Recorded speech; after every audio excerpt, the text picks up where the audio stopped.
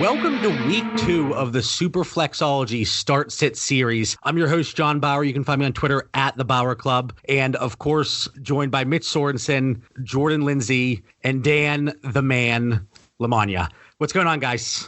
Great to be here, Bauer. Ready to rock and roll again.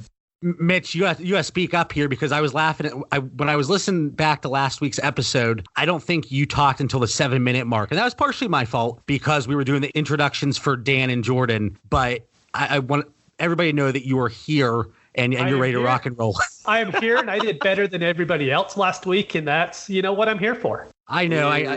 Yeah, we're going to boo him, everybody. So we're going to do a quick recap of last week's episode. And like I said, we're going to kind of keep score throughout the whole season. So leading with a score of 3, a whopping 3. It was kind of a rough week 1 for us. Everybody's kind of getting their feet under them and trying to figure out what to expect for the season. But Mitch, of course, he had to brag a little bit. So with 3 points, Mitch, Dan with 2, and then Jordan and I are bringing up the rear with 1. So I want to talk about the big misses that we had. And these are the ones where there were really some big point discrepancies. Unfortunately, all 4 of us went with Cam Newton over Lamar Jackson. Of course, we all should have known that Lamar Jackson was going to go off the way he did and be the quarterback 1 overall for week 1. Another one that we kind of missed on here, we went with Marvin Jones and Josh Gordon over Alshon Jeffrey. And then we went with Dante Pettis and Matt Breida over Michael Gallup. And we don't really have to spend too much time on that. We kind of know how that turned out. I do want to bring up, Mitch, yes, you have 3 points, but that Jared Cook and Vance McDonald one, that really should be a wash if we're going to be honest here. No, if I get a point off of it, whoever I said, I believe it was Vance, but I'm not entirely sure. Yeah, as long as I get the point, it's all that I care about. Yeah, you said Vance, and they were within like half a point, but sure, we'll give you the point. You're going to need Spotted, I'll tell you that. Could have given someone the win. Yeah, and then when it came down to Barber versus Christian Kirk, you all got me on that one, and Christian Kirk did outscore Barber. And I think that was one that all 3 of you got a point on. And unfortunately, I did not. So let's get into tonight's show. Enough with the misery that was week 1. The first question, and Mitch, we're going to start with you. We're looking at full PPR, Duke Johnson versus Jacksonville, or Josh Jacobs versus Kansas City. So this seems like it's a strong team, and they're filling in their flex spot here. I'm assuming their other running backs are top notch, but I didn't get those details. So between those two, who are you going with in full PPR? Oh, Josh Jacobs is a smash this week. So he played 74% of the snaps on Monday night, and he got 23 carries off of that. And all the other backs for Oakland only got 5 combined. Where if you look at Duke, he only got 9 carries, and Hyde carried a couple more times than him. Just game script wise by itself, I think the Jacksonville game over under is only 43, I believe. But that Chiefs and Oakland games is the highest over under of the week at 53. So just give me Josh Jacobs for that alone. Jordan, I'm going to bounce it over to you. What do you think? Dude, are the Raiders for real? Dude, I'm telling you, Darren Waller's legit. I mean, Tyrell Williams looked legit too. I mean, he proved he could be a number 1 receiver when Keenan Allen went down a couple of years ago. But yeah, I'm with Mitch as well. Josh Jacobs looks legit, man. The Raiders look legit. I was worried when I was thinking about this, like the Raiders could fall apart. It could get out of hand. But, that offense looks good. Defense has improved. Abram went down IR. That's tough. But I do like the Raiders. I mean, it's going to be a high-scoring game for sure. So give me Jacobs all day. Dan, what do you think? I know we're giving the listeners sound advice here, because we got the majority. We're close to being unanimous. Mitch is huge on Duke Johnson, and he still said Josh Jacobs is a smash. And then just doing my research, Houston's a 9.5-point favorite. Carlos Hyde has another full week of work with the Texans, and he looked good in that last game. So I think it's a Carlos Hyde spot, not a Duke Johnson spot. And Josh Jacobs is a true bell cow. And I think he's better than Fournette, who did decent versus the Chiefs. And as Mitch said, 53-point over-under there, Josh Jacobs all the way. For once, I'm not going to throw a wrench into this. It's going to be 4-0 Josh Jacobs over Duke Johnson. There really isn't much more to say. I'm not a big Carlos Hyde guy, but just like you said, Dan, he really did look good last week. And I think he's going to take some of the workload off of Duke Johnson. And what should be a decent Jacksonville defense, even though they didn't really look it at times last week, this is an easy 4-0 sweep for Josh Jacobs. But I will say last time we had a 4-0 sweep, we voted against the quarterback one for the week. But again, we're gonna forget about last last week. So 4-0, Josh Jacobs, book it. This next one, going to some quarterbacks. And Dan, we're going to start with you on this one. 12-team Superflex League, 4-point passing touchdowns. Baker Mayfield at the New York Jets or Marcus Mariota versus the Indianapolis Colts. A week ago, John, I would have laughed at you for even talking about this. But, Mariota surprised us all, I believe. He did look very well. And Baker and the Browns looked atrocious last weekend. But it's a new week, and we always say, hey, don't get all caught up in week one. Even though I do believe the Browns still have some issues on the O-line to work out, the New York Jets secondary is atrocious. And I think it's a bounce-back game for Baker and a primetime Monday night game, while the Titans are a Derrick Henry-driven team. Give me Baker Mayfield all the way. Jordan, what do you think? I'm going to have to go with Baker, too. That seems a little tilty to me. It was week one. A lot of crazy stuff happened. So, Baker, he's going to be fine. He went into the season as a top 5 QB. He's going to be fine. Let's just not overreact. Let's just play our studs and just trust the process. Jordan, that's what we do, though. Everybody has to overreact based off of one game, right? Absolutely not. Let's move on. Let's just not talk about Marcus Mariota ever again. Well, I have a feeling that Mitch is going to throw us a curveball here. Mitch, who are you taking out of these two? I'm sorry to do it, but I actually got to pick Mayfield. As much as I love to bag on him, and I absolutely don't like him, he's just not going to go out and throw another 3 interceptions this game. You could tell he was pressing a little bit last week, and I think they're going to come out. They're going to be fine. They'll handle the Jets pretty easily. And Mariota had that good game script last week because Mayfield was throwing all of those interceptions. So I don't think that same thing's going to happen against Brissett. And so just give me Baker. It really was a crazy week one. And of course, you look on Twitter, you talk to different people. The overreactions are real. And Dan, you hit the nail on the head. If we would have brought this up prior to week one, people would have thought we were off our frickin' rockers, right? I'm going to go Baker Mayfield. There are definitely issues that they have to work out. They added new pieces. Obviously, you brought Odell Beckham Jr. in, Todd Monken, the new offensive coordinator. There are things to work out. I was a little surprised at how little they ran the ball with Nick Chubb, especially in the first half. They were leading for a good amount of the first half. It was never not a one-score game. And they ran the ball 6 times with Nick Chubb. 6. I think they're going to find a little bit more balance, and they're going to take some pressure off of Baker. This is going to be a game that he can kind of rectify what we saw in week one. So for me, it's Baker Mayfield. And I'm still not convinced that Marcus Mariota has turned the corner. So yeah, again, for me, Baker Mayfield, another 4-0 sweep. This next one, it's a 2-point question. It gives all 3 of us a chance to catch up to you, Mitch, and cut into that lead that you built in week one. So we're going to pick 2 to start. It's 1 point for 20 passing yards, 4-point passing touchdowns, -1 for interceptions. I think this listener may have been bragging about his quarterbacks here, but we're going to go with it. So Patrick Mahomes at Oakland, Aaron Rodgers versus Minnesota, Russell Wilson versus Pittsburgh, Matthew Stafford versus the Chargers, and Cousins versus Green Bay. So I'm hoping with all the different options, and we have to pick 2, we're going to have some different answers here. So Jordan, we're going to start with you. Which 2 of those quarterbacks are you starting in week 2? Yeah, I mean, like I said before, we got to start the studs. Aaron Rodgers had 13, 14 points last game. It's not Aaron Rodgers like. Green Bay is going to figure out it's a new offense. It's Aaron Rodgers. They'll be fine. But I'm going to tell you why I don't like the other guys as well. Tyler Lockett's now questionable with a back injury. So that leaves the Seahawks with bare bones as far as pass catchers go. So I don't love that. And then Stafford could be a good play. He really could. He looked really, really good last week. TJ Hawkinson seems to be a huge factor in that offense. But yeah, I think it's got to be Mahomes and Rodgers, though. Okay. And Mitch, what do you think here? I think Mahomes is going to be everyone's first start here. So I'm worried that Rodgers and Cousins, that they're both going to be kind of doing the same thing that happened in that Thursday night game this past week, to where the passing games look pretty bad against those defenses. And it's going to be kind of one of those 13-17 games. So I'm actually going to go with Stafford. I don't think they're going to throw 45 times again. And I'd expect a little bit of a higher rushing output from CJ Anderson and Kerryon Johnson. But the big thing is, the Chargers are going to move the ball against the Lions, and they're going to score against the Lions. So Stafford is going to have to throw, and he's going to play catch up. So like Jordan just said about Wilson, we're definitely not going to play him because he just has that super low floor. So just give me Stafford and Mahomes this week. Dan, what are your thoughts here on these 5 quarterbacks?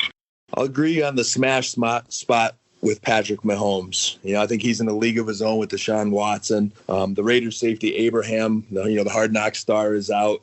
Even Joe Flacco, who I was not impressed with, threw for 268 yards versus Oakland. So I think Mahomes is a lock. And then it gets interesting. Although I think Green Bay will find themselves a little bit more. I don't like that matchup versus Minnesota. Not crazy about Cousins' matchup versus Green Bay, and I think they still want to run the ball. Mitch is getting in my head a little bit there with his Matthew Stafford feedback. I went into this picking Russ Wilson. I think Lockett will be okay for game day. I think DK Metcalf another week healthy. I think this is going to be his coming out party. You saw what New England did to Pittsburgh secondary. Even though I think Pittsburgh will rebound as well, I'm going to go with Russ Wilson here to join that tandem with Mahomes. When I first looked at these 5 options, I was really overwhelmed. And again, the owner of these 5 quarterbacks here, he's in a really good spot. And especially in a super flex league, you always have 2 reliable options out of this bunch. Mahomes, he's a lock. I'm not even thinking about it. I am concerned with Rodgers. I think that Minnesota defense is going to cause fits at times. Cousins, if week 1 was any indication and he threw 10 passes, I don't think it's going to be that low, but I'm not going to go with him. Seattle, I see them running the ball a lot. I know I said last week that this Pittsburgh defense was improved and they were faster, and they sure as hell didn't show it last week. Yes, it was against the Patriots, and they always game plan very, very well, obviously, but that defense looked sloppy. I could see this being a very positive game script for the Seattle Seahawks, and as a result, they're going to run the ball a lot. And my guy, Chris Carson, he's going to have another fantastic week. So by default, I'm throwing in Matthew Stafford against the Chargers. I do think that game's going to be a little bit higher scoring. So for me, I'm going Mahomes and Stafford. Mitch, you had Mahomes and Stafford. Jordan, Mahomes and Rodgers. And Dan, you had Mahomes and, was it Wilson? Russ Wilson, baby. Let's go. All right. So a little bit different there. But obviously, you're going to start Patrick Mahomes here. And again, hopefully it's not going to be make or break between Wilson, Stafford, or Rodgers. And of course, we all threw Kirk Cousins out the door here, and he's probably going to go off for 75 points, but we'll see how it plays out. This next one, and one of these, well, 2 of these guys, they're creeping back in from last week. But Dan, start us off. You have to pick one of these guys to play in your lineup. PPR. Breida against Cincinnati, Josh Gordon against Miami, Mixon against San Francisco. Again, week 1, I would have been a little bit more hesitant. But right now with Matt Breida, he's got to prove it to me. After last week, he was a little bit disappointing. I think that Mozart looked really good in the preseason. He's going to sneak into the carries there versus Cincinnati. So I'm not really crazy about that one. Mixon, I'm concerned about his ankle, health, and going against a tough San Francisco run D. So give me Josh Gordon. He looked awesome, and they're playing the Dolphins. Just play everybody versus the Miami Dolphins this week. All right, everybody, starting with Josh Gordon. Mitch, what are your thoughts here? I'm actually going to go with Breida, only because Gordon is playing the Dolphins, and that game script can get really bad really fast to where Gordon just, if he's not the one scoring the early touchdowns, he might not have a chance after that. And Mixon, I'm just worried about his health. And Breida, I think, is just going to give you the best floor out of all these guys, so that's who I'd go with this week. Until he gets injured on the first drive. But Jordan, what are your thoughts here? Well, like Dan said, I do like Mostert as well, and I am concerned about him cutting into Breida's workload. And, Breida could always go down with an ankle or something himself. You're not going to bank on an injury. That's ridiculous. But I do like Gordon. And about the game script, did the Dolphins not fall behind rather quickly last week? No, you don't. You don't know that. You don't know what the Patriots are going to do. There's always a game plan. But if Mixon's healthy, you got a plan. But that high ankle, is it a high ankle sprain? I believe so, yeah. Yeah, that worries me. I don't think he's going to get a ton of work. So just based off the pure ceiling alone, I got to go with Gordon. So for me, this is a tough one. And last week, I was completely away from Breida. Anything that he was involved in our start-sit questions, I wanted nothing to do with him. My concern with Josh Gordon is that out of the 3 wide receivers that saw a lot of time this week against the Steelers, he was only on the field around 60% of the time, and he made the most of his opportunities. But I really see this as a Sony Michel game. So for me, if he plays, I have to go Joe Mixon. I'm not going to sit him out of these 3. Now, if there's anything up in the air, if there's a big question mark, give me Breida. But if Mixon plays, I'm going down that path there. So Josh Gordon for Dan and Jordan, and then Breida for Mitch. So that's going to be a really interesting one to see how it plays out. And with our scoring system, that could really shift the power back from the dark side that is currently with Mitch. this next one, this is another one that I think would have been really interesting prior to week 1. But based off of what we saw, it's going to make it interesting. So it's PPR, and it's not tight end premium. So just typical 1 PPR for tight ends. Jordan, are you going Austin Hooper against Philadelphia or OJ Howard at Carolina? Oh, man. I don't. The Bucks have just the sourest of taste in my mouth right now. And you're a Bucks fan. That's right. That's right. Yeah, I was there Sunday. I mean, I don't want to talk about it. But yeah, I mean, Hooper had 9 targets and for 9 catches, 77 yards. Philadelphia's secondary got eaten alive last week. I think it's going to be a big time Matt Ryan Falcons offense bounce back week, and just give me Hooper. I got to see OJ. I got to see how this offense is going to play out. It was absolutely trash on Sunday. Mike Evans had 2 targets. Chris Godwin had 3 catches. It was just bad. That's an offense that I'm heavily invested in, and I was not too thrilled with what I saw last week. Dan, Austin Hooper, OJ Howard, what do you think? This is a good one. You know, the person who asked this question is in a good position with 2 strong tight ends, a position that often gets hurt, so they're in a good place. OJ Howard's just a freak of an athlete. So as much as I still do love OJ Howard, I think Tampa Bay is going to bounce back. There's something just missing there. You know, we need to see more of it from OJ Howard. Austin Hooper, just give me Matty Ryan over Jameis Winston. Give me that Philadelphia secondary. Give me Austin Hooper coming off a strong 9-catch, 77-yard game. And I think he's for real. You know, he's not the popular pick, the fancy guy. He's kind of flies under the radar. But again, I think I said this last week, he trained with Tony Gonzalez in the offseason and is just more consistent. So Austin Hooper here. All right, Mitch, what are your thoughts here?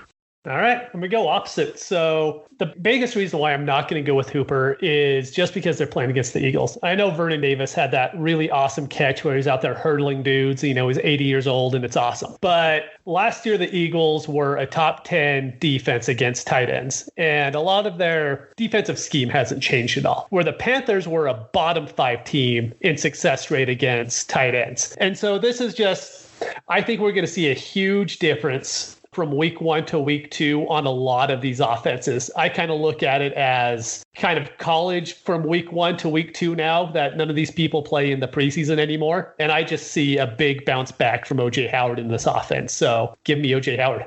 So I might give a little bit of a cop-out answer here, and I apologize, and you guys can yell at me. If I need upside out of the tight end position based on my matchup and who my opponent is, give me OJ Howard. And I'm reluctant to say that, but I also think he has a much lower floor. If I'm looking for more stability, I'll take Austin Hooper, but gun to head, if you're going to make me pick, I'm going to take Austin Hooper. I do just think he's a safer option. And we did see some upside last week, especially with the 9 receptions, but yeah, give me Austin Hooper here. Gun to head, I'm going Hooper. Any other thoughts there, guys? I get what you're saying about OJ. I could absolutely see a big bounce back week out of the Bucs offense. I mean, that's just not even a Bucs bias. I mean, I said it myself. You can't overreact to week 1, but I think just the personal Bucs bias has me not wanting to do anything to do with the offense in fantasy right now. So we'll talk about it again next week. I'm sure we will. And would it shock any of you to see an OJ Howard stat line of like 4 catches, 100 yards, 2 touchdowns? And no, like you said, the ceiling for OJ is there. I mean, if we're talking about pure ceiling and you need that ceiling, it's OJ. But I prefer the safer guys, and that's why I like Hooper. You have to throw in there, too. I traded OJ Howard in the Super Flexology Listener League tonight, so we can't have him go off next weekend. That would be bad. I like it. And Dan, I saw the total points that your teams were putting up this last week. I'm not going to say you're lucky, but I think you're going to be okay based on what we saw. So I'm expecting a 0 from OJ Howard strictly for the fact that you did trade him. That works. So there we go. 3 for Austin Hooper, 1, and that's Mitch. That's the incorrect choice for OJ Howard. And again, that's going to give us all a chance to catch Mitch and close that gap there after that strong week 1 performance from Mr. Sorensen. But those are our start sit questions. Again, it's going to be a very fast paced show. We're trying to get through as many as we can. And then to close the show, just like last week and in future weeks, we're going to hit on some DFS stuff. So again, to recap week 1, I thought we actually gave some pretty sound advice in this category, a much stronger performance from the team as a whole, as opposed to the performance in our start-sit questions. But to give a quick recap, these are the guys that we hit on, whether it was a guy that we said to play or a guy that we said to fade. D.D. Westbrook, he was right around 3 times the return. Chris Carson, 4.5 times the return. Mark Ingram, smash it 5 times. And I don't want to say that I'm proud of those 2 picks. I don't know if you can tell in my voice, but I'm pretty proud. And then Zeke, 1.45. So, Dan, that was a great call there. I think one of the biggest calls, Jordan, hat off to you, sir. Baker Mayfield, 0.65 times return on the investment. He did not have a very strong week. And Mitch, don't worry, I'm not going to leave you off here, even though you had D.D. Westbrook. So that was a nice one. But Tyreek Hill, I don't know. Do you want to take the victory lap on this one? No, I can't do it. Can't do it based off injuries. So Mitch said that he was a fade, and I think it was sound reasoning, but because of the injury, we're not going to take credit for it. So we'll say there were really 5 hits: D.D. Westbrook, Chris Carson, Mark Ingram, Zeke, Mayfield, and then the misses. But again, 2 of these we're going to knock off here: Nick Foles, Tevin Coleman. And Dan, are you okay? Because I know it was a rough week for you. You were a little upset based on the fact that Nick Foles was injured. Mitch has done welfare checks on me all week. It's been rough. I mean, if you played, the GPPs and DFS, and I had so many lineups that still finished in the money despite Nick Foles. If Nick Foles only came through, that was my pick of the week. So I'm taking this hard, but like I told you guys, I'll stop crying after tonight. No, that's all right. You get your week. He got off to a really strong start. So I think that, again, we're never going to know, but I do think that would have been a really strong pick. And I liked it at the time. I still liked it, but the injury, obviously, it didn't pan out. Now, these next guys, as strong as my must plays were, my misses were kind of equally as bad as the other ones were good. David Johnson, Amari Cooper, they both were pretty solid returns, right around 3.5 times their price. So, yeah, they were right over the cusp of what we're going to say is a hit or miss, but those are 2 misses. So if we're taking out the 3 guys that were injured in week 1, and man, were there a lot of injuries. And we're even seeing more injuries off topic, but Hunter Henry, he's injured. Mike Williams, he's possibly injured. But if you take out the injuries, we went 5-2 on our collective DFS takes for week 1, which I think is pretty strong. So this week, we're going to expand it a little bit. Mitch said it was way too easy last week, right, Mitch? Yeah, if only my DFS money showed that way. So we're going to expand it a little bit. So just like last week, we're going to go with the player over $6,000 that we're avoiding, the player under $6,000 that we want to include in our lineup. And then we're also going to throw somebody in under $4,000 that we want. But to make it a little more difficult, you can't include a tight end because there's a lot of really good low value tight ends that I think you could kind of throw in there. And it's the easy way out. So let's start with a player over $6,000 that we want absolutely nothing to do with. And Jordan, we're going to start with you on this one. What are your thoughts here? Mine, just based off the price this week, it's got to be Kenny Golladay. The Lions have a lot of mouths to feed, too. I think they're going to try and run the ball more than they did this past week. I mean, Kerryon Johnson only played in 57% of the snaps. Not great. And he didn't get too many carries either. I don't like Kenny Galladay's price. Amendola got a ton of volume, which I think it's all going to even out. And they still have Marvin Jones, too. And I'm going to fade Kenny Galladay there. Mitch, what are your thoughts there, just because you are the Lions fan here?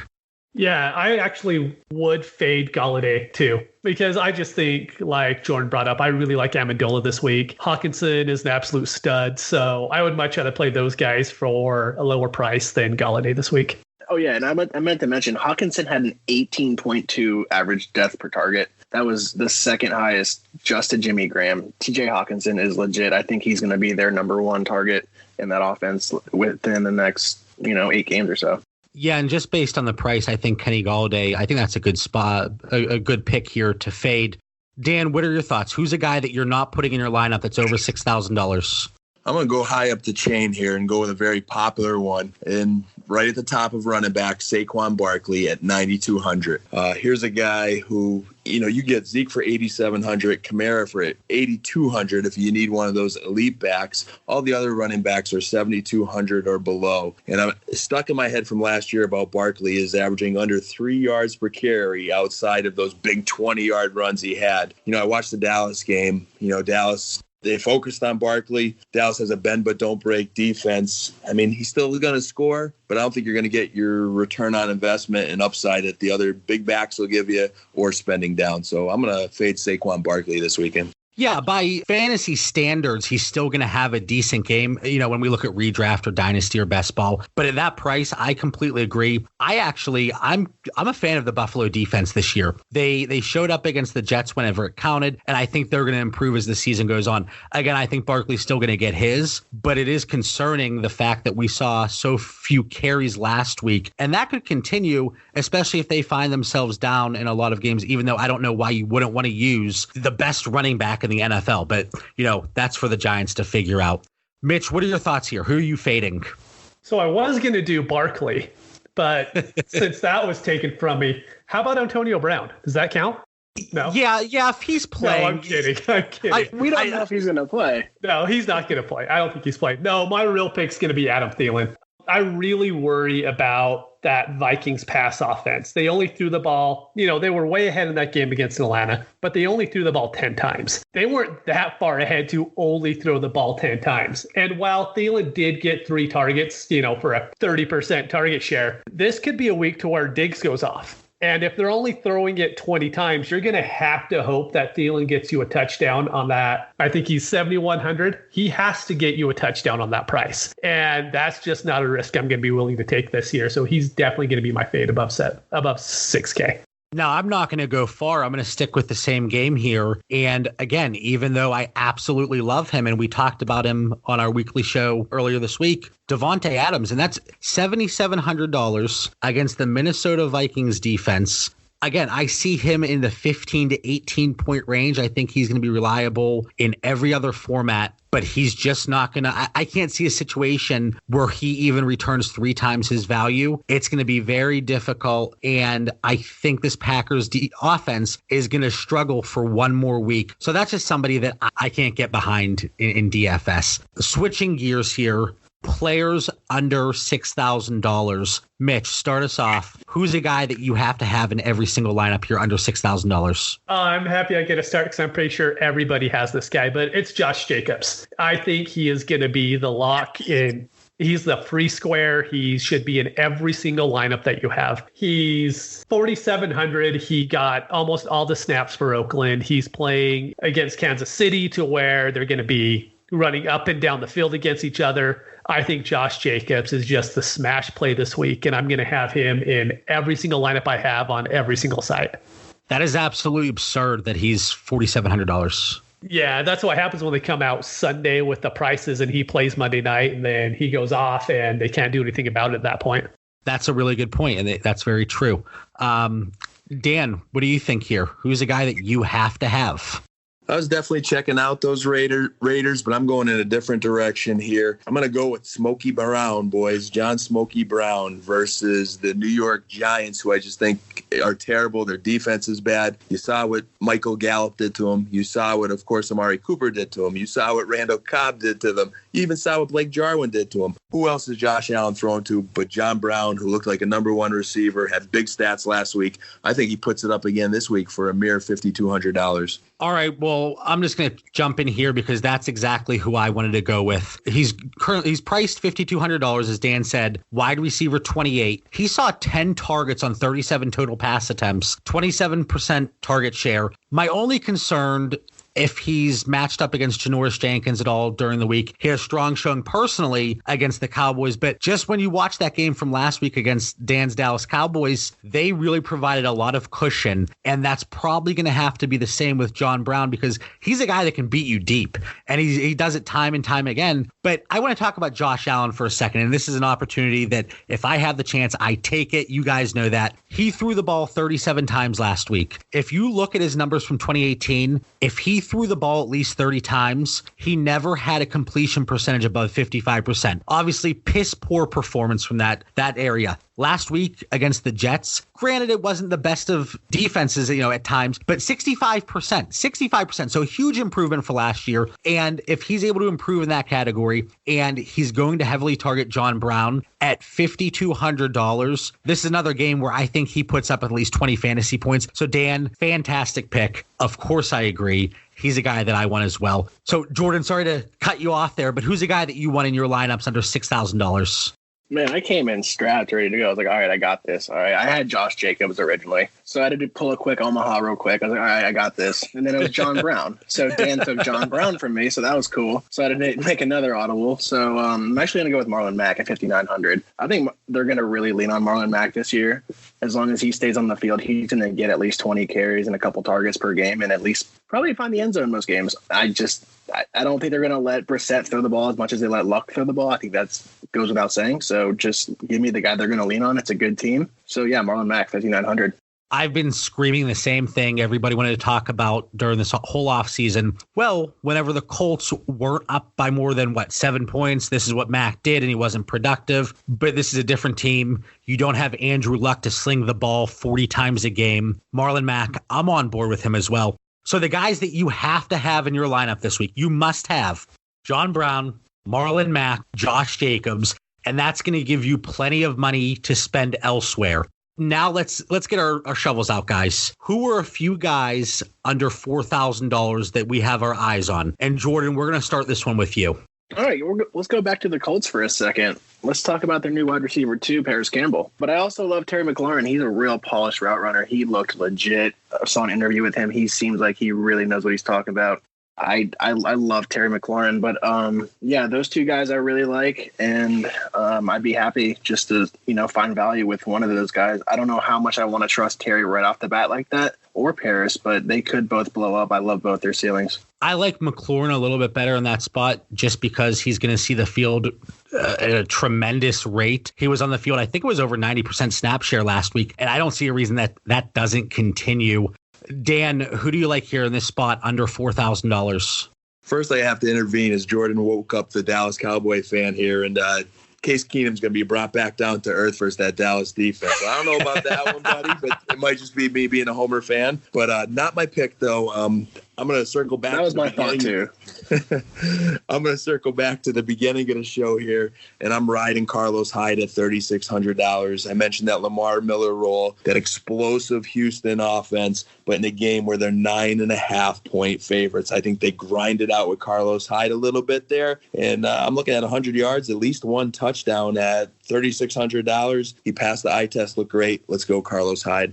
Yeah, again, if we would have talked about this last week, I would have said, why are we bringing up Carlos Hyde? And I've never been a huge fan, but in this spot at that price, Dan, I think that's spot on. I think that's a really good pick. Now, Mitch, I'm going to turn it over to you here, and I think you can already tell by my voice. So again, to the listeners, we don't discuss these picks. This is the first time that we are hearing them from each other, but something tells me, Mitch, that you're going to take my guy. So I'm going to let you go first, but just don't upset me here. Well, I hope Dan's microphone's on mute because I'm going to go back to the Redskins. They actually don't have a skill position player over 4,000. Real quick, who are you going with? Because I also have a Redskin. I'm going with Adrian Peterson. I have the other one, so carry on. I already know who you're going to pick, too. But so Adrian Peterson at home last year against the Cowboys had 24 carries for 99 yards. The Redskins always play the Cowboys close. It's just one of those division games to where you don't see them really blow each other's out when they're playing, at home. I don't know if I'm going to be putting Adrian Peterson into a lot of lineups just because there's other lower price guys that I kind of like between 4,000 and 6,000. But if I do need a guy under 4K, it's going to be Adrian Peterson this week. Now, Dan, I don't want to upset you, but I'm going with the other Redskins running back. But you're going to like my reasoning here. It's like Men's Warehouse. You're going to like it. I guarantee it. So I'm going with Chris Thompson. That Dallas offense looked fantastic. The defense, yeah, there were some things to improve on, but I don't see this as being a close game at all. And they're going to throw the ball a lot. And I think they're going to try to establish the run early. And I don't know if it's really going to work. So Chris Thompson, I could see him with 8 receptions. And at his price under $4,000, he really just has to get 50, 60 yards on 8 receptions to turn a really nice profit for you. So for me, it's Chris Thompson. But again, Dan, I hope you like that reasoning. It's going to be because the Redskins are behind. I do. And I think this is a very healthy Dallas team. This is a very focused Dallas team. That defense is the best defense I've watched in that ball club in the last 20 years. I mean, they're loaded. And when the Redskins are behind, Peterson goes away. Now, to Mitch's point, he loves playing Dallas. He wanted to be a Dallas Cowboy once before, and it is a rivalry game. So you just never know. But Chris Thompson makes a lot of sense. Did you guys see the comments where Gruden said if we want to run out of the I formation, 60 times or something, then we'll dress Adrian Peterson? That was his comment last week. No, I didn't see that. Yeah, and then I guess some of the vets were angry, and I'm very interested to see how that plays out, because if they get down early, I think this could just be an absolute slaughtering here. What do you guys think here? Do you have any closing thoughts that you want to throw out to our listeners? I think we're going to be building on the start-sit aspect. And again, week one, it was a rough showing, even for you, Mitch, the great Mitch, with only 3 correct. But we did have a lot of questions with bigger fields where it was 4 or 5 guys. Hopefully this week moving forward, we can give some better thoughts there. I think the process was correct. The results just didn't match. But the DFS stuff, I think these are some fantastic picks. And again, I don't want to toot our own horn, but looking back to last week, we were, you take away the injuries, we were 5-2 with the guys that we provided as fades and plays. So what do you guys think here? Week 2, any closing thoughts for our listeners? I'll just open it up. I'll go real quick. I just want to say, if you're playing cash on DK this week, expect Austin Eckler and Josh Jacobs to be in everybody's lineup, and just be surprised if they're not. They're both way too cheap for the workload they're going to get, and everyone's going to have them. Eckler's a really good point. When we did the show notes and I had my guys that I wanted to include, it was actually before the Hunter Henry and potentially Mike Williams injuries and missing this week. But I think, that's a good point on Eckler as well. I'll add in there just a couple guys that I was really high on throughout the offseason, but you just wanted to watch and see with your own eyes, are Sammy Watkins and Mark Andrews. I thought both of those guys looked for real and are going to have strong seasons going forward. Yeah, and I also love that Chris Thompson pick. He was another guy I wanted to bring up. If we're talking about fading Saquon, which I absolutely also agree with, for $1,000 cheaper, look at Kamara, man. You look at his stats against the Rams his first 2 years, and he has put up some banana numbers. And then Mark Andrews, absolutely, but also keep an eye on Darren Waller. Let's see how legit this guy is, because he could easily vault himself into, the top 5 tight end conversation. We talk about the guys that Twitter is just raving about. Darren Waller right now, he's got to be near the top of that list. So, Jordan, I'm really glad that you brought him up, because he's going to be in a lot of lineups this week. As always, we really do appreciate everybody tuning in. Hopefully the start-sit advice, it helps some people out, that are tuning in. And the DFS stuff, these are really good takes. Of course, from our mindset, we think they're very good takes. We'll see how it plays out. But thank you so much for listening. I'm John Bauer, and for the rest of the team here, have a great night.